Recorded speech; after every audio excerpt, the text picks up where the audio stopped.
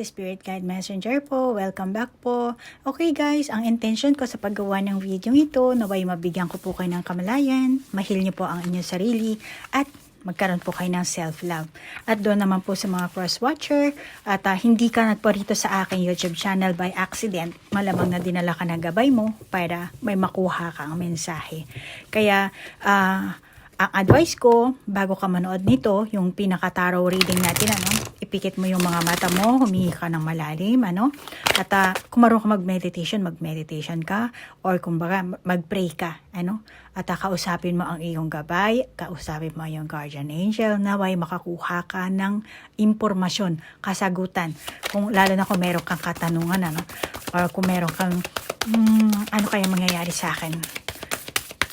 Kasi gamitin mo ang intuition mo. Malalaman mo yan. Kung matibay ang inyong samahan ng inyong gabay. Okay, Cancer. Lalo na kung ikaw ang Cancer na spiritually awakened na or nasa kalagitnaan. Okay, alamin natin yan, Cancer.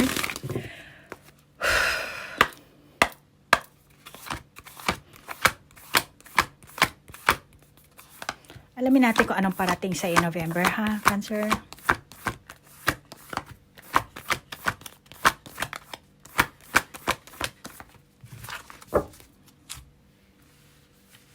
Ayan.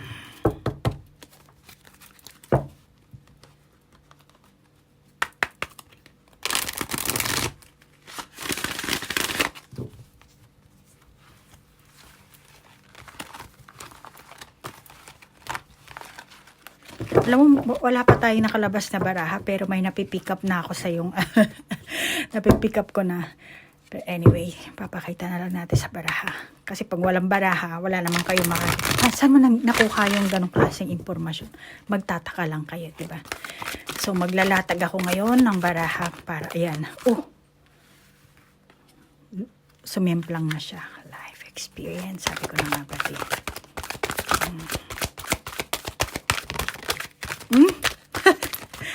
Oh my God. Nagtalsikan. Ano to? Ganito. Ito, ganito siya lumabas, ha. Teka lang.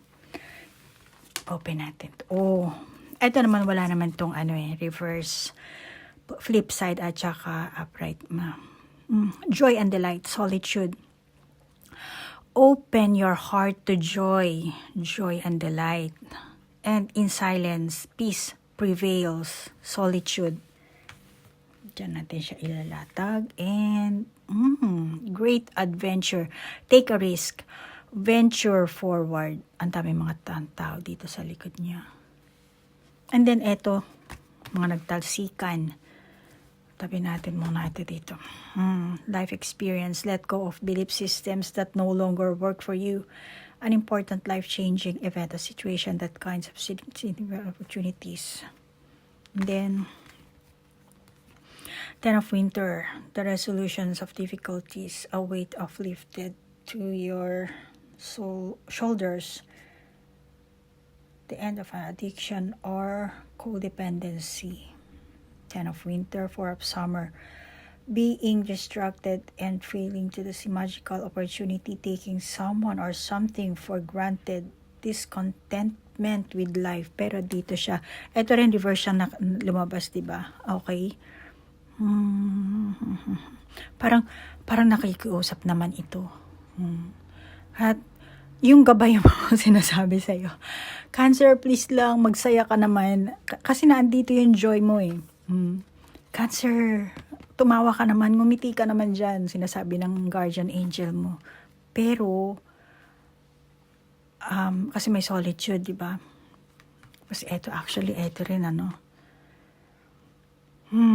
kawalan ng kasiyahan. Kakulangan ng kasiyahan sa iyong buhay, malamang. Kulang, hindi ka masaya? Cancer? Bakit? May pagkabalisa ka, Gusto mo sigurong bumitaw, bumitaw, lumayo, kasi great adventure, Gusto mong takasan, iwanan, makipaghiwalay siguro yung iba sa inyo. Meron kang binabasa dito para more on, para ito pala ang way para matalikuran ko to or maiwanan ko to. Hindi ka nakakaramdam ng saya dito eh. Ano?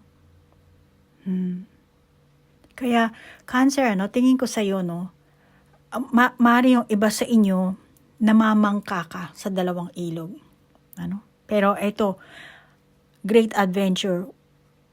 Kung masasabi ko ditong, maaaring trabaho to. Trabaho yung iba sa inyo, O kaya naman, kung meron kang karelasyon, person mo, manliligaw, or nililigawan ka pa lang, or ikaw nanliligaw, baka naman iba sa inyo, ligaw dito, ligaw doon, paligaw dito, paligaw doon, or baka ikaw ang Cancer na walang genuine na karelasyon. Puro fling ka lang, Fling dito, fling doon.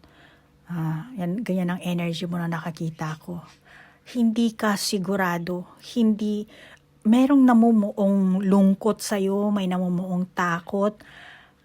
Maaari yung iba sa inyo, hindi kayo makapamili, hindi kayo makapagdesisyon kung alin ba sa kanila o ano bang sitwasyon ang meron kayo, kung sino yung taong mapagkakatiwalaan mo. Let's say marami kang manliligaw, hindi mo alam kung sino talaga ang sasagutin mo sa kanila.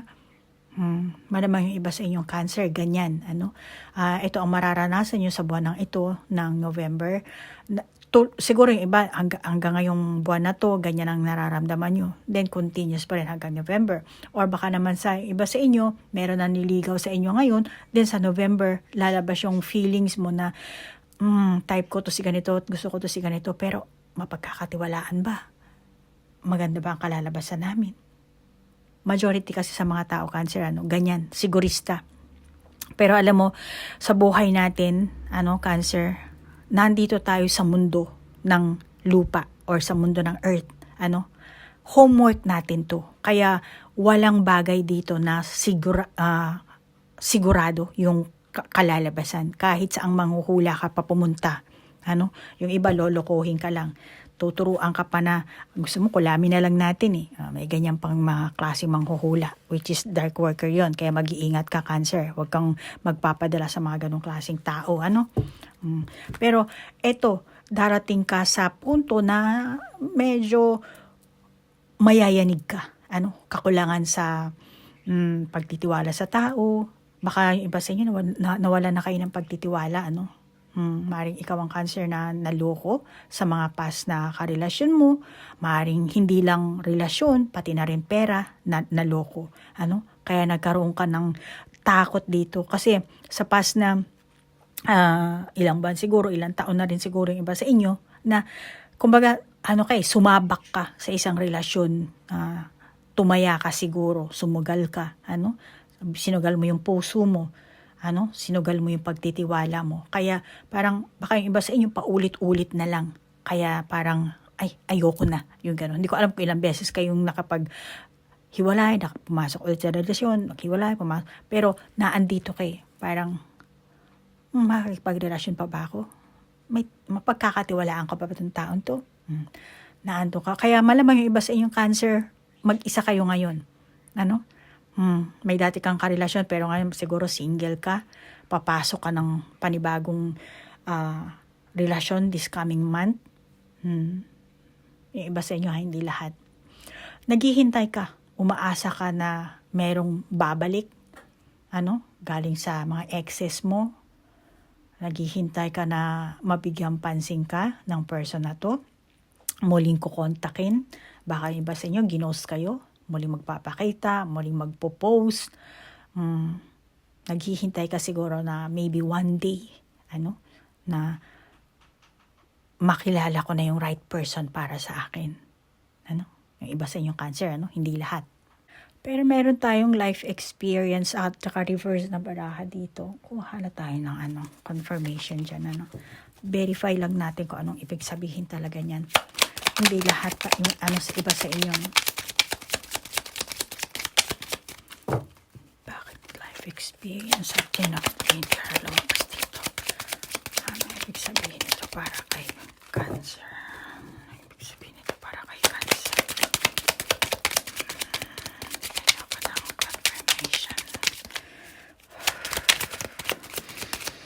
Tumalsik. Okay, may 3.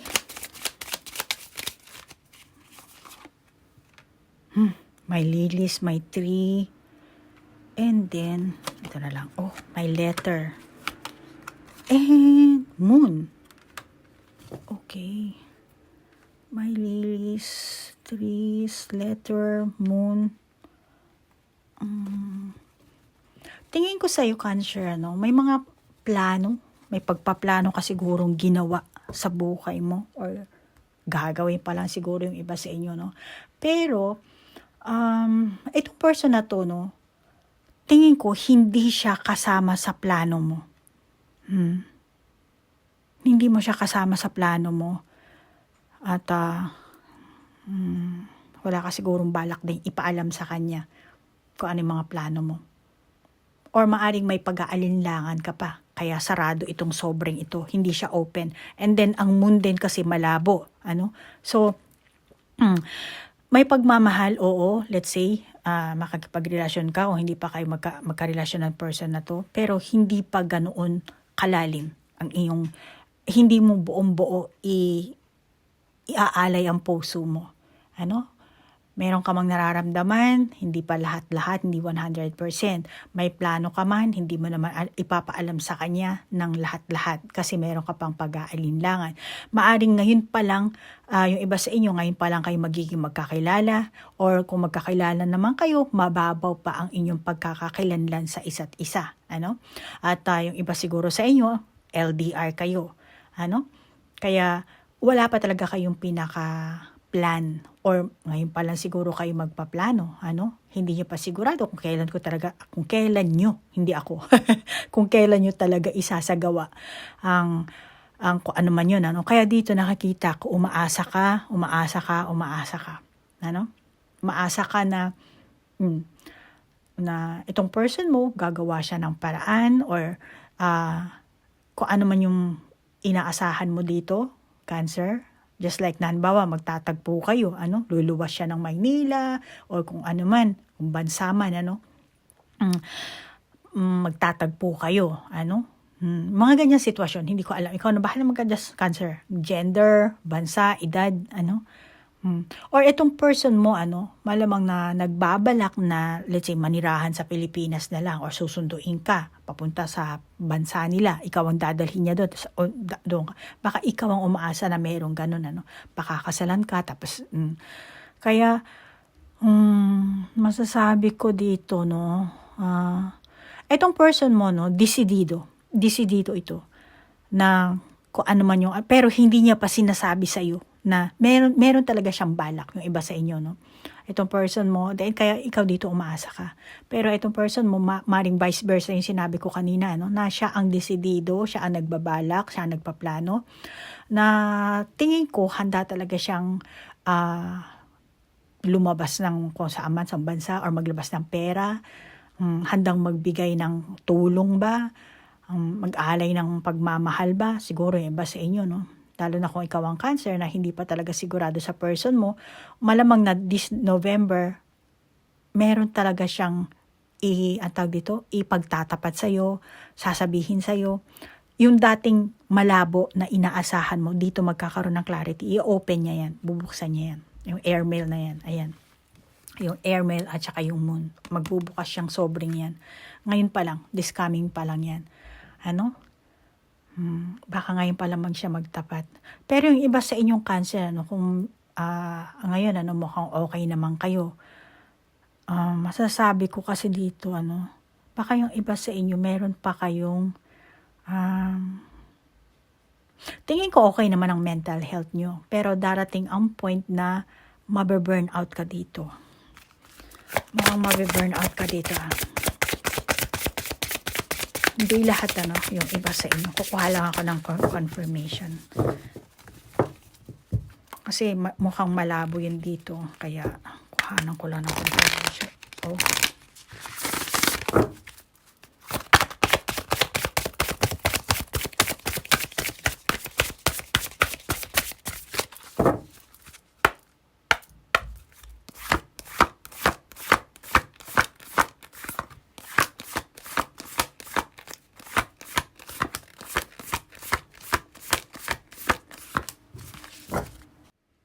Tabi lang natin muna siya. Then, eto. kukuhanin ko. I'm sorry. Ang layo. Kanang kamay ang ginamit eh. Ito esoteric na oracle card to ha. Nakasulat kasi siya sa Japanese.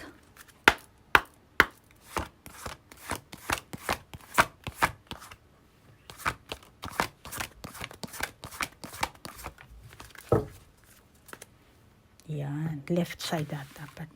Diyan, family. Freedom. Commitment. And then, Jesus, ito. Japanese kasi siya. Pasensya na ha.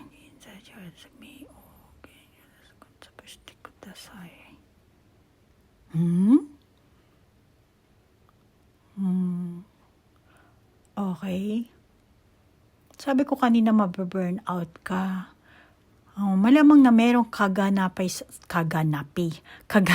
sa buhay mo no, this coming November. Let's say, ikaw yung Cancer na nasa in a relationship ka, no? May connection ito sa person mo eh. Mukhang darating ang point na maghahanap ka ng clarity. Maghahanap ka ng clarity. Una, clarity sa commitment nyo. Pangalawa, commitment. Talaga bang binata ka? Talaga bang dalaga ka? O baka naman may asawa ka? Baka may pamilya? Pamilyado na ka. Maghahanap ka ng clarity dito. Ano? Kung hindi ikaw, Cancer, baka yung person mo ang pwede ring vice versa ito. Ano? Yung iba naman sa inyo, freedom ang hahanapin mo dito. Ano? Gusto mong ano? Pero dito ko nakakita ang ano mo, hinahanap mo talaga ang klaro. Maghahanap ka ng label sa inyong samahan. Maghahanap ka ng, gusto mo ma-confirm kung ano ba talaga ako para sa'yo. Ano? Sasabihin mo, ano ba talaga ako para dun sa person kong to? Ano ba talaga ang motibo niya sa akin? Ano ba talaga ang nararamdaman niya? Ano ba talagang gusto niyang mangyari sa aming samahan? Ano? Marami akong pwedeng sabihin sa barahan to. Mukhang lalabas ang pagkabalisa mo dito. Mukhang yung iba sa inyo, mawalan ka ng talagang tiwala sa person mo. Baka naandun pa rin talaga yung kakulangan sa pagtitiwala sa tao. Kasi ako, dati meron na akong mga ganitong experience, kaya ganito, mahihirapan kang maniwala dito sa person na to. Kaya gusto mo ng clarity. Gusto mo ng merong mapanghahawakan talaga. Merong kang makakita sa mata mo. Kaya kung commitment talaga ang hanap nitong person na to, kailangan kung engagement, kung magpo-propose siya sa'yo, kung gusto niya talagang maging kayo, gusto mo talagang merong pruweba para maging makaramdam ka ng stability, security.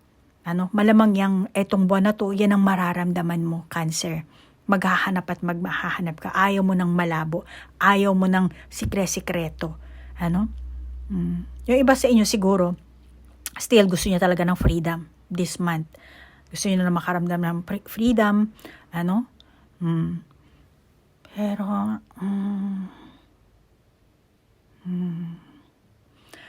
Cancer, malamang na darating sa'yo ang unbalanced na emosyon dito. Unbalanced na emosyon.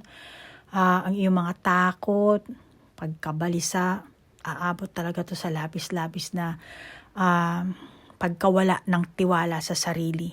Iisipin mo siguro na kung magkakaroon ka pa ng karelasyon or kung magkaroon man ng karelasyon, isipin mo na siguro hindi na ako magiging masaya, hindi na lang ako aasa.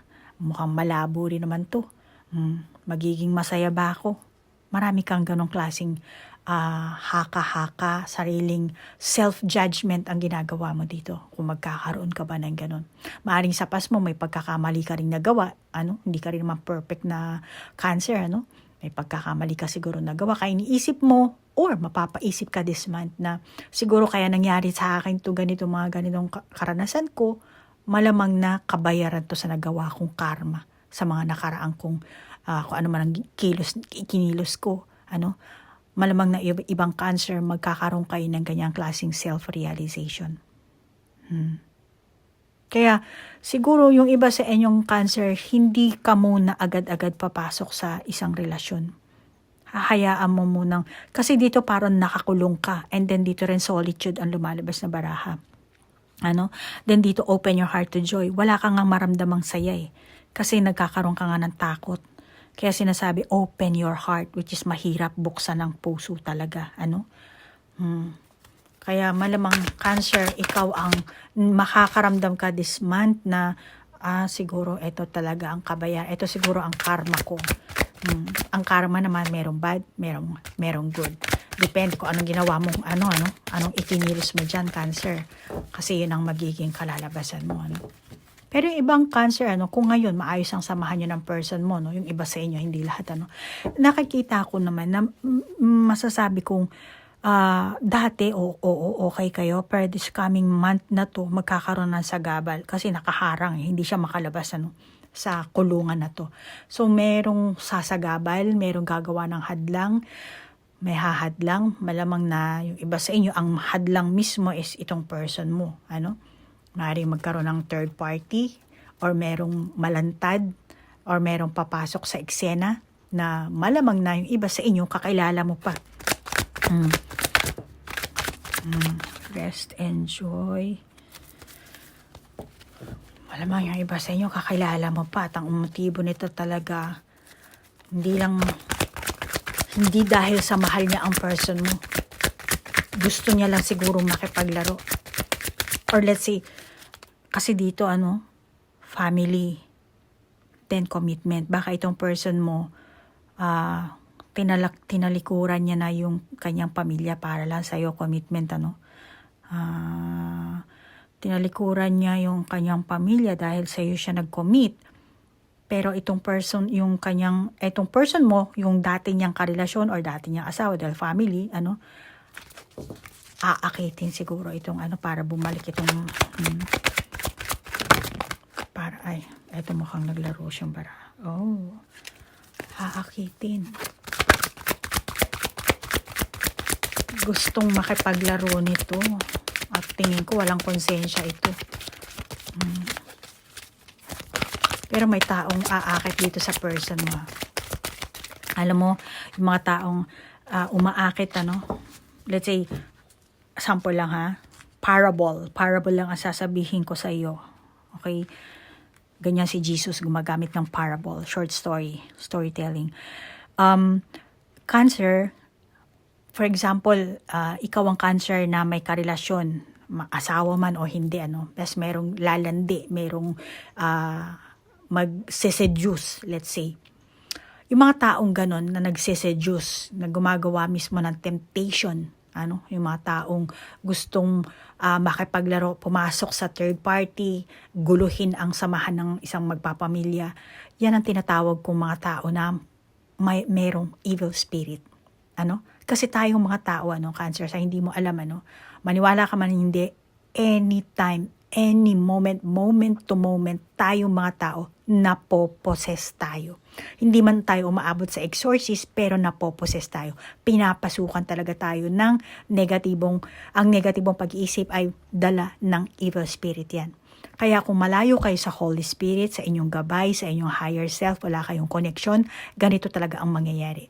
Kaya Cancer, baka ikaw, yung iba sa inyong Cancer, ganito ang inyong story, inyong enerhiya. Kayo ang nagseseduce, gumagawa ng temptation. Kaya kung ikaw ang Cancer na ganyan na ugali mo, o yung iba sa inyo, kasi ikaw ang Cancer na nanonood, intindihin mo na lang yung taong nagseseduce, naggumagawa ng temptation. Isipin mo na ganun sila, ganun ang kanilang enerhiya. Maiging malaman mo yung mga enerhiya ng taong yan para at least magkaroon ka ng idea at makilala mo sila at alam mo kung paano mo sila patutunguhan. Kasi Cancer, kayo, nasa mundo pa kayo ng matrix, hindi pa kayo nakakalabas. Hindi nyo pa nakakita yung totoong kulay, yung totoong mundo natin. As long as wala pa kayong spiritual eye, hindi nyo maintindihan talaga yan. Or hindi kayo kukonekta sa inyong gabay, hindi kayo magagabayan talaga. Okay? Kung Kristiyano kayo, then Holy Spirit. Ang Holy Spirit kasi ang magtuturo sa inyo. Okay? So, gusto ko lang kayong bigyan ng idea. Maniwala ka sa hindi, nasa sa'yo yan, Cancer. And then, dyan, meron tayong recognition and reward. Pero, okay, obstacles and challenges kasi. Ayan.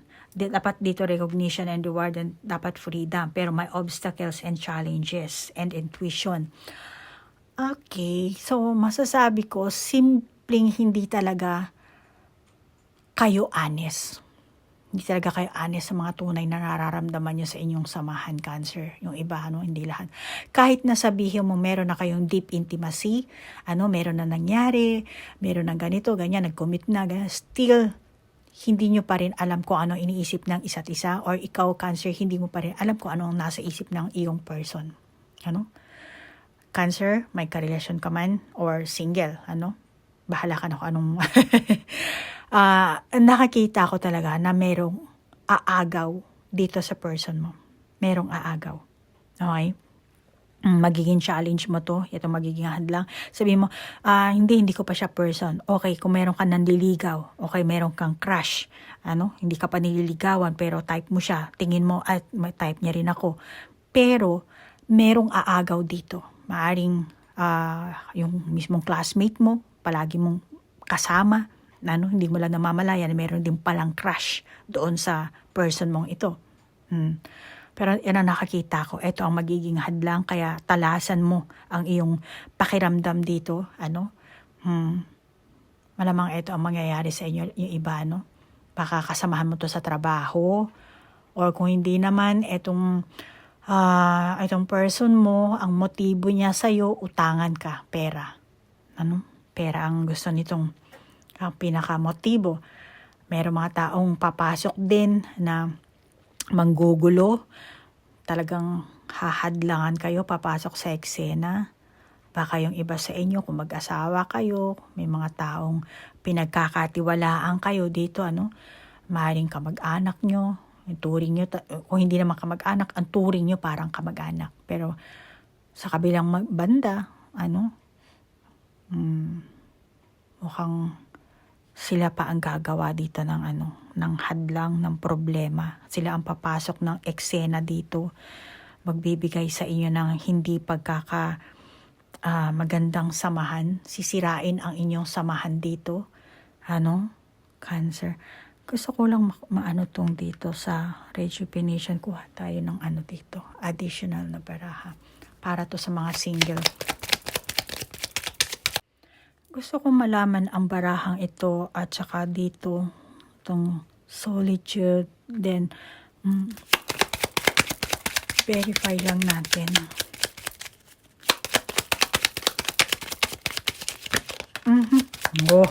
Lumabas ang mice. Lumabas ang mice.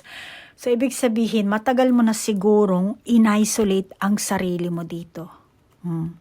Matagal mong in-isolate ang sarili mo, umiiwas ka sa tao, or umiiwas ka kung saan ano iniiwasan mo. Ngayon, napag-isipan mo na rin siguro na lumabas na sa iyong lungga. Sa kabila ng dala-dala mo itong bagaheng ito, itong malaking kesong ito, nakapag-desisyon ka na siguro na lumabas na sa iyong lungga, at tingin mo naman para sa sarili mo, meron ka namang sandata, na andito yung sword mo. Kaya tingin ko yung iba sa inyong Cancer, lalabas ka na sa lungga mo. Makikihalubilo ka na sa mga tao, or tatanggapin mo sa sarili mo na hindi mo mabubura yung nakaraan, yung mga bagahe mo sa nakaraan, o ano mapait na karanasan mo sa mga exes mo, hindi mo mabubura yun. But this coming November, may bagong enerhiyang papasok sa'yo. At yan ang bit mo pa rin yung pero ready to parang ready to mingle. Yung iba sa inyo, lalo na kung single ka, Meron kang na-realize dito At malamang gigimik ka na. Mag-start ka na this coming November. Dire-diretso na yan hanggang December. Attend ka na ng mga siguro mga Christmas party, karaoke. Sa kabila ng meron kang bit-bit. Kasi siguro naghahanap ka na rin ng mental strength. Gusto mo na rin kalimutan yung nakaraan, kung ano man ng mga challenges ang meron ka. ina-isolate mo ang sarili mo kasi nakapag-rest ka na. Andiyan na. Nakapag-rest ka na, nakabawi ka na. Kaya, na-realize mo. Or this November, ma-realize mo na, hindi na ako pwedeng magkulong. Kailangan, lumabas na ako. Bigyan ko na ng laya ang sarili ko. Ayan, may freedom ka na dito. See? Hindi ko kailangan magkalbaryo.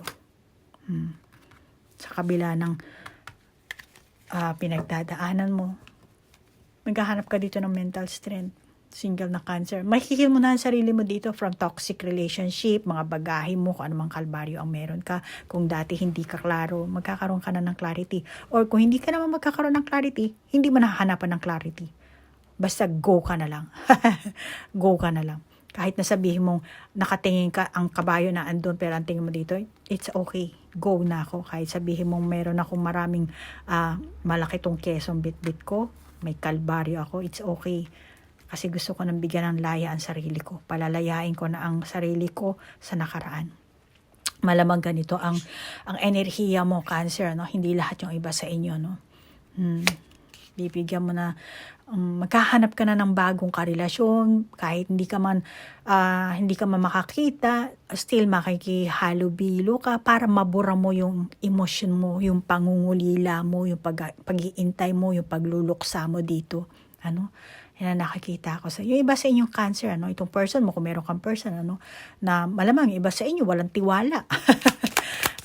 walang tiwala siguro sa inyo.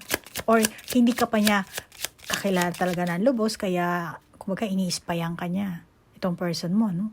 Baka ngayong buwan na to, November, malaman mo, ino-stock pala ako nito. Sari-sari palang tactics ang ginagamit nito para makakuha ng impormasyon sa akin. Baka hinahabol ka nito sa social media, sinusundan ka. Chine-check, minamasid yung mga mo. Gaantay lang to ng tamang panahon para malaman ng taong ito, baka siya itong taong ito naghahanap ng clarity about you, Cancer. Sinusubaybayan ka niya. At saka siya, ngayon, diskarte. Malamang na pag nakaipon na siya ng impormasyon, saka lang siya ang tawag dito, maglalantad sa'yo, Cancer. Yung iba sa inyo, hindi, Malamang na may takot din itong person na to, Cancer. Kasi syempre, hindi siya sure kung sino ka bang Cancer ka. Kung dalaga ka ba. See? Niya, mag-iipon siya ng impormasyon. Siyempre, alamin niya, tatago siya eh. Yung iba sa inyo, Cancer. Hindi siya sigurado. Baka inisip niya, baka si Cancer may asawa at na. Pero ikaw siguro yung Cancer na mukhang dalaga ang dating mo. Pero duda siguro to. Baka panlabas, dalaga, pero pagdating sa baka may asawa na, baka may anak na. Kaya nagmamasid-masid to sa'yo. Pinag-iisipan ka. See? See? Ayan na. Yung iba sa inyo, Cancer, merong person na nagmamasid sa'yo, malamang etong buwan na to, makikilala mo tong taong ito. At, pero, baka itong taong ito ang balisa dito, Cancer. Balisa sa kakaisip sa'yo. Naghahanap ng impormasyon. Baka ikaw ang Cancer na may pamilya na, iniisip niya, kailan ba maghihiwalay si Cancer? Single pa si Cancer? Hiwalay pa si Cancer? Ano ba ang maaaring itong person mo, Cancer, ang umaasa, vice versa. Kung yung ibang Cancer kayong umaasa, ito naman, siyang umaasa. Umaasa na merong magaganap, magkakausap kayo, pero naandun pa rin yung pagdududa. As long as hindi pa siya nakaka-grab ng talagang solid na impormasyon na kung talaga ba dapat na ligawan or balikan or kung anong sitwasyon ang meron kayo. Itong person na to, nag-aano pa lang to, nag-iipon siya ng patago itong taong ito. Kaya ibang Cancer, malamang by November, ganito ang magiging, baka mag-reveal siya sa'yo. eto, maghanap ng clarity. Yan ang nakakita ko sa baraha, Cancer. So, depende yan, Cancer, kung anong sitwasyon ang meron kayo ng bahalang mag-adjust. Kung meron kang sariling validation sa baraha din, ikaw ang validate. Kung naka-resonate ka, take it. Kung hindi naman, just leave it. Okay? At Cancer, nagpapasalamat ako sa inyong like, share, comment. At hanggang dito na lang ang ating reading. Maraming salamat sa oras na inilaan nyo. Namaste po. Bye-bye.